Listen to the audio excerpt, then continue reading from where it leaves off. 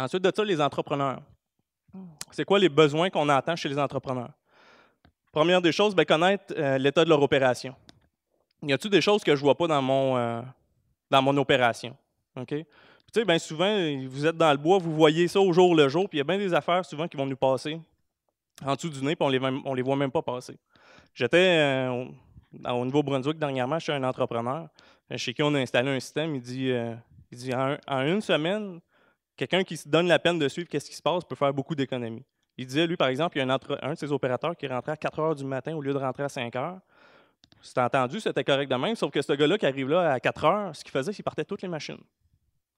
Fait que là, de 4 à 5, j'attends que les autres arrivent. Oui, les machines étaient chaudes, mais toutes les machines viraient pour rien. Lui, c'est du fioul, c'est de l'entretien de plus, etc. Donc, puis lui, le gars, ses superviseurs arrivaient à 7 heures tous les matins, il ne voyait jamais ça aller. Juste en ayant un meilleur suivi, vous voyez, c'est des petites choses de même, des fois, qu'on peut aller chercher. Des petits gains assez faciles. Aussi, on veut pouvoir comparer nos opérateurs. On sait qu'il y en a qui sont plus performants que d'autres. Okay? Donc, on veut voir c'est qui nos bons opérateurs. Pas dans le but de taper ses doigts des mauvais, mais de voir c'est quoi que lui qui est meilleur fait de bon. Qu'est-ce qu'on est capable de transposer à nos autres opérateurs pour réussir globalement à essayer d'améliorer tout le monde ensemble. C'est quoi les aspects du travail que je pourrais te faire mieux? Okay? On le sait, bon, récolter, vous faites beaucoup d'entretien, bon, vous faites de la réparation. C'est quoi les aspects de tout le travail que j'ai à faire sur lesquels je pourrais m'améliorer? Aussi, discussion avec la compagnie. Ça, on entend, je pense Pierre Serge en a parlé un petit peu un matin, la question des taux. C'est le type de préoccupation qu'on entend souvent. Okay? Donc, on sait, par exemple, je vais rentrer dans un certain bloc, souvent les gars disent « Ah, c'est un rond de piscette, je ne peux pas faire d'argent là. Okay? » Quand on a des informations, on est capable de dire, regarde, j'ai travaillé, j'ai très bien géré mon opération, mais je n'ai pas fait une scène. Les conditions étaient difficiles, je n'avais pas de bois. Quand on a des systèmes de même, on est capable de parler. Ça, c'est des choses qu'on voit, entre autres, il y a des compagnies dans les maritimes à l'heure actuelle qui utilisent des systèmes comme ça, puis les taux sont ajustés. Okay? Si tu es dans un rond avec du très mauvais bois, mauvaises conditions, le gars a fait une bonne performance, les taux sont ajustés. Okay? Donc ça, c'est le genre de choses qui s'en viennent. Quand on parle de travailler en collaboration, ça en fait partie. Ensuite de ça, connaître ses volumes en bordure de route. Okay? C'est une chose, puis justement, les gens chez Résolu, un entrepreneur de Résolu m'en a parlé. Il dit souvent, eux autres, ils vont faire du bois de chemin, ou ils vont avoir, par exemple, un autre entrepreneur qui va venir piler du bois à côté du sien. Là, au transport, ça se perd, puis il dit, je perds du volume. Ils veulent suivre, il est où leur volume, c'est quoi le volume qu'il y a, puis s'assurer qu'ils sont payés pour leur bois eux autres. Aussi, ils veulent fournir des outils à leurs opérateurs. Okay? Donc, on veut donner des outils aux opérateurs pour qu'ils soient plus efficaces puis qu'ils apprécient leur travail, mais aussi qu'ils soient plus efficaces, on s'assurer qu'ils respectent les plans, qu'ils ne sortent pas des blocs, etc. Donc, ça, c'est... je parlais ici de respecter le plan annuel, navigation adaptée au travail en forêt. Donc, des outils qui vont faciliter leur travail. Et puis aussi, garder et attirer la main-d'œuvre, c'est quelque chose d'important. Quand on rajoute un aspect technologique dans le travail, c'est quelque chose qui est valorisant aussi pour les opérateurs. Puis je l'entends assez souvent. Les gars qui ont des systèmes embarqués dans la machine, ils disent c'est un peu comme mon iPhone. Là. Je joue là-dessus, puis c'est quelque chose qui donne une petite plus-value à leur travail. Maintenant, qu'est-ce qu'on entend chez les opérateurs? C'est qu'ils veulent avoir un outil qui est adapté à leur travail. Okay? Souvent, on sait ils vont avoir des traitements sylvicoles différents, ils ont puis c'est des choses qui s'en viennent de plus en plus. Donc, il y a des critères plus spécifiques à comment faire le travail, et puis ils cherchent à avoir des outils qui vont les aider à faire ce travail-là. Puis on parle aussi de valoriser le travail en forêt. Donc, dans le fond, nous autres, ce qu'on a fait depuis les dernières années, c'est qu'on a pris l'ensemble de ces différents besoins-là, les différentes choses qu'on entendait parler, pour en faire un outil qui pourrait être utilisé en forêt, mais pour répondre à une vaste gamme de besoins, autant ceux des compagnies, des entrepreneurs, mais aussi des opérateurs. Puis le résultat de ça, c'est une gamme de produits. Donc, le premier, c'est le FPDAT, et puis on a aussi FPTrack. Okay? Donc, c'est deux outils qui sont complémentaires, qui fonctionnent ensemble. Le premier, le FPDAT, au point de départ, c'est, il y en a plusieurs sûrement parmi vous qui connaissez, le Multidat. Okay? Donc, la boîte noire qu'on installait. C'est la nouvelle version du Multidat. Okay? Donc, on va aller chercher des informations durant l'opération, nombre d'heures d'opération productive, le temps à idling, etc. On peut aller chercher une foule d'informations. Mais là, cette fois-là, on va un petit peu plus loin. Parce qu'on sait que quand tu as une boîte noire, les opérateurs, ça 5 pieds, il n'y avait pas nécessairement de gain pour l'opérateur.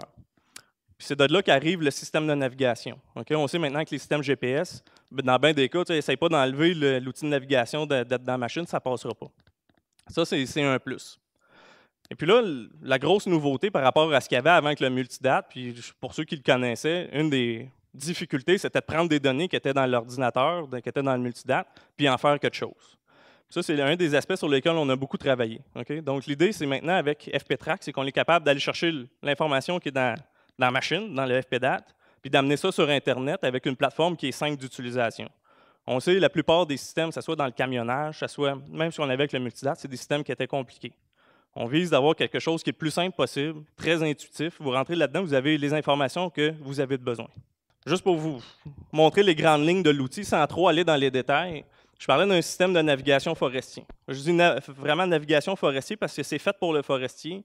Ce n'est pas un outil qui est fait pour les mines, qui est fait pour l'excavation, c'est fait pour le forestier.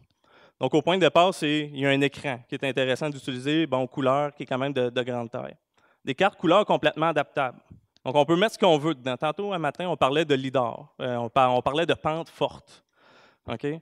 C'est possible, puis le système actuellement est utilisé dans l'Ouest canadien, où est-ce qu'ils ont des données qu'ils appellent lidar. Okay? C'est comme une photo aérienne, si on veut, mais beaucoup, beaucoup plus précise. Okay? C'est un peu comme vous allez chez le médecin, vous cassez le bras, ils prennent une radiographie, mais là, ils prennent une radiographie des airs. Okay? Ils savent exactement s'il y a une roche sur le terrain, ils la voient. Okay? Quand c'était cette information-là, ils sont capables de faire des cartes de pente. Okay? Ils mettent ça dans le FPDAT, puis les gars, les opérateurs, quand ils rentrent dans le bloc, ils savent où est-ce qu'ils sont les pentes, dans quel sens qu'aller, puis ils peuvent planifier leur travail en fonction de l'information de la pente. C'est de l'information ultra précise. Là. Ça aussi, ça s'en vient au Québec. C'est d'autres choses sur lesquelles on travaille chez FP Innovation. Quand je dis, Mathieu, je t'arrête, ça a l'air bien beau ton affaire, mais je suis sûr que dans la tête du monde, il doit avoir la même question que tantôt. Là. C'est beau, là, mais ça coûte combien? Là? Si tu nous arrives avec une affaire de 30 000 $, je pense que le monde ne voudra même pas écouter. Là. Non. Bien, c'est sûr que je vais finir de passer mes outils, parce que c'est sûr que si vous cherchez un outil pour naviguer, vous êtes mieux avec un Garmin. Puis si le prix, c'est le facteur décisionnel, je vous dirais, achetez-vous un Garmin. Si vous voulez uniquement faire de la navigation, vous êtes peut-être mieux avec un Garmin à 300 $. Si vous voulez aller plus loin, faire de la navigation, mais aussi faire d'autres choses que je vais vous parler, vous êtes mieux avec un système de même. Je vais revenir sur la question du prix un petit peu plus tard. Quand je dis c'est un système de navigation forestier, c'est que, dans le fond, c'est ça, il est vraiment adapté pour le travail que vous faites. Okay? Donc, on a des zones tampons avec différentes alarmes. On parlait aussi tantôt d'enlever le rubanage. Encore une fois, on a des installations. Les gens, c'est ça le but, d'éviter le rubanage. Tout ce qui est ruisseau est encore rubané, mais tous les contours de blocs, maintenant, ne sont plus rubanés. Okay? Donc, mais ça, c'est sûr et certain, ça va aussi avec des ententes avec les gouvernements. Okay? Donc, dans l'Ouest canadien, encore une fois, ils ont des ententes avec les gouvernements. C'est des bordures fantômes qu'ils appellent, donc il y a quand même une certaine tolérance. Et puis, on ne peut pas utiliser des Garmin pour faire ça parce que le gouvernement veut avoir un outil qui est précis. Okay? Donc, avec lui qui est ici, dans le fond, l'une des différences, c'est que l'antenne est installée sur le toit de la machine. Okay? Et on a un système de protection de l'antenne, ce qui fait qu'on peut vraiment avoir une bonne précision GPS. On va avoir normalement 2 et 3 mètres de précision. Donc, c'est un système qui est précis. Donc, ça nous permet ça d'ajouter, par exemple, vous avez votre position dans la machine, tu arrives proche d'un cric, tu arrives à la sortie du bloc, visuellement, tu le vois. Ça devient en rouge, tu sais, oh, j'arrive là-dessus, fais attention. Il y a différentes affaires. On peut mettre le gars, votre contremaître passe dans le bois, il fait son rubanage, il peut tout mettre ça là-dedans. On peut mettre encore une fois des alarmes là-dessus. Les contremaîtres peuvent rentrer, vous mettre des indications sur la carte. Donc, il y a quand même beaucoup de choses qui ont été ajoutées pour faciliter votre travail. Puis, ça inclut aussi des indicateurs de performance. Donc, oui, il y a une carte, où est-ce qu'on se déplace, mais l'opérateur, c'est aussi, ça fait combien de temps qu'il opère? C'est quoi son taux d'utilisation? Okay? Donc, s'il a commencé à 8 heures le matin, il est rendu 4 heures. S'il est rendu à 80 %, donc est-ce qu'il a travaillé, combien de temps qu'il a travaillé versus depuis combien de temps qu'il a travaillé le matin? Puis ça, mine de rien, bien souvent, les opérateurs, ça se challenge. Puis ça, on voit aussi des effets avec ça. Donc, le prochain point, c'est le suivi de la performance. Okay? Donc, vous voyez ici, bon, c'est l'ordinateur qui est installé dans la machine. Okay? Tout simplement, c'est vraiment un ordinateur qui est fait pour aller dans une machine. Ce n'est pas un PC comme vous avez ici. C'est résistant, c'est fait pour ça. Puis là-dedans, ben, dans le fond, globalement, c'est ce qu'on avait aussi avec le multidate. Donc, il y a des capteurs de mouvement intégrés, mais on peut aussi aller se connecter sur des signaux électriques pour les pompes. Entre autres, Marc, je ne sais pas s'il va en parler, mais chez Transport Hardy, ils vont chercher le signal de la tête. Okay? Donc, on sait combien de temps que la tête a été activée. Donc, on peut voir c'est quoi le temps de déplacement versus le temps vraiment d'opération. On fait aussi de l'enregistrement de temps d'activité. Donc, ça vient remplacer aussi les fameux bavards qu'on avait dans le système. On connaît le nom des opérateurs, donc on sait c'est qui opérait la machine quand. Enregistrement des codes d'arrêt. Okay? Donc, quand la machine est arrêtée pendant une certaine période de temps, c'est vous autres qui décidez. Après une certaine période de temps, on va demander à l'opérateur pourquoi la machine est arrêtée. Okay? Donc, ça, une fois qu'on a cette information-là, c'est une assez longue période de temps, on peut voir, c'est-tu au niveau de l'entretien, c'est-tu le superviseur qui vient toujours jaser avec les gars et qui les arrête? C'est une question d'entretien, c'est une question de réparation de chaîne, de réparation de track. Donc, on est capable de cibler les problèmes. Ça, dans le fond, comme je vous disais, maintenant, il n'y a plus d'interaction à y avoir. Okay? Ça part de la machine, puis ça s'en va dans Internet. Okay? Donc, ce que vous avez en bas, là, c'est peut-être pas visible pour tout le monde, mais ce qu'on voit en bas, on voit système de rapport, site Internet. Donc, ici, dans le bas, vous avez toute l'information sur votre machine. Okay? Donc là, ici, on voit on a un porteur, on a une multi. On voit le nombre, la quantité de travail qui a été planifiée, c'est quoi le nombre d'heures machine, le temps d'idle, c'est bon. Il y a une série d'informations qui est là. Ici, on voit aussi le nombre d'heures d'activation de la tête, qui est juste ici. Donc, il y a une foule d'informations qui est là, qui est à votre portée. C'est pas très difficile à faire comme rapport. Vous dites c'est quelle machine vous voulez, puis quand, puis ça vous fait un rapport automatique. Okay? Ça, ben, c'est sur Internet. Vous êtes à la maison la fin de semaine, vous êtes ici aujourd'hui, ben, ce soir, vous pourriez aller voir qu'est-ce que ça donne. Et puis aussi, on a d'autres systèmes. Okay? Donc, on voulait aller un petit peu plus loin. Donc, on a aussi un système de suivi cartographique. Okay? Donc, dans un premier temps, on sait, bon, là, dans la machine, il y a un ordinateur, on prend des points GPS, on sait exactement où la machine est allée dans le bois. Okay? Donc, toute la position, toute la superficie qui a été récoltée, celle-là, on la connaît.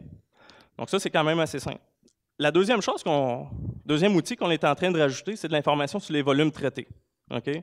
Une façon de faire ça de manière assez simple, c'est dans les porteurs. Okay? Bien souvent, les gars, ils ont leur calepin ou ils vont prendre leur paquet de cigarettes puis ils écrivent c'est le nombre de voyages qu'ils ont fait.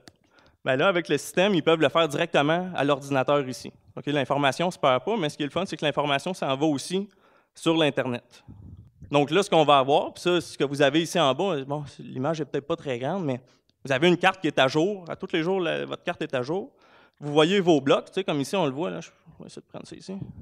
Vous avez vos blocs de coupe ici qui sont en vert. Vous avez vos ruisseaux, bon, vous avez les chemins.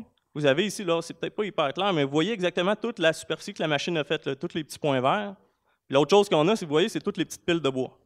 Ça, c'est toutes les fois que le gars il a pesé pour dire qu'il faisait un déchargement. Si c'est du pain gris, par exemple, 17 pieds, bien, vous voyez ici, il va avoir une petite pile de bois de 17 pieds. Okay? Si on a fait 4 voyages exactement à la même place, on sait que le panier de pain gris fait 17 mètres cubes. On fait 4 fois 17 mètres cubes, puis la pile de bois est ici. Okay? Donc, on sait exactement qu'est-ce qu'il y a. Donc, une des plus-values, entre autres, un entrepreneur me dit, il dit là, je sais c'est quoi le volume de bois que j'ai sur mes chemins. Mais ça me donne quoi de savoir le volume de bois qui est sur mes chemins?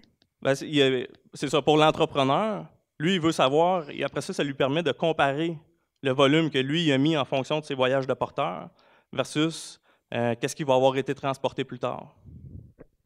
Puis l'autre avantage pour les gens qui vont gérer le transport, si tu as besoin de descendre du pain gris, descendre l'épinette tel format, bien, tu sais où aller la chercher dans le bois.